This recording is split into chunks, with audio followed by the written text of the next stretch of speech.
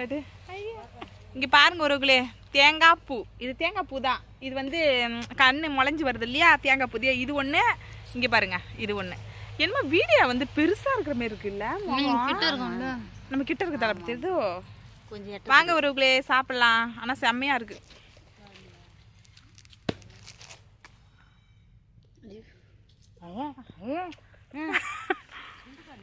வீடியோவை கண்டாலே அலறா ஒருவர்களே, என்னன்னு கேளுங்க.